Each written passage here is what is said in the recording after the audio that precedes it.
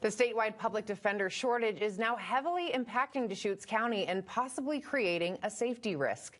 Matthew Draxton reports with nobody available to represent them, numerous criminal defendants have been set free. We need to be loud about it. We need to say this isn't right.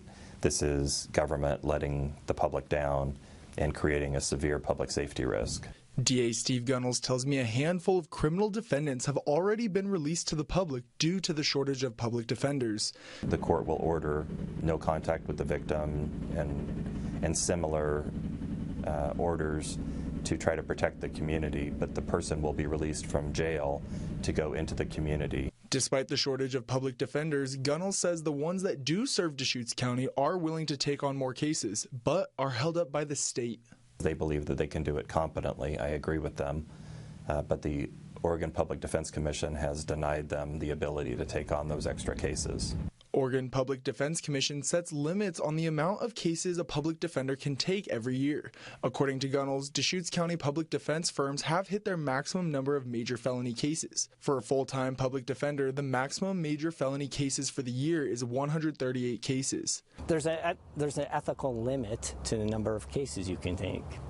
It's not ethical to take more cases. You have to do your job. All that's saying is do your job and do it ethically, so it's not a problem. Joel Wirtz is the executive director of Deschutes Defenders. He says the issue lies as a criminal justice problem, not a public defender problem. He says other issues exacerbate the already overflowing criminal justice system. Oregon is last in the nation in mental health and drug treatment. Instead of us dealing with them through more housing, and better health care, better drug treatment, here we are. He also argues a need to hire younger lawyers and blames part of the reason for the shortage on the lack of affordable housing in Bend. Here in Bend, it's hard to recruit people to come here because the cost of housing is high.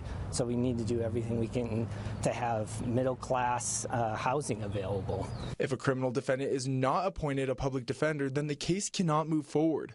Gunnels tells me this denies criminal justice to the victims of the crime as well as the defendants. Every week we will have more people because there aren't currently public defenders who can take them under their contract.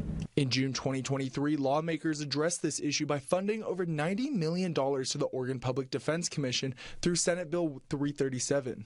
According to Gunnels, the commission needs to be more flexible in their standards now that defenders have reached their limits. Every other entity other than the Oregon Public Defense Commission has made great efforts to try to see that we have enough public defenders available to take on the serious cases.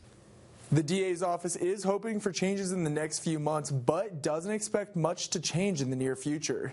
Their stance is firm that if public defenders say they're capable of taking on more cases, they should be allowed to by the commission. Matthew Draxton, News Channel 21.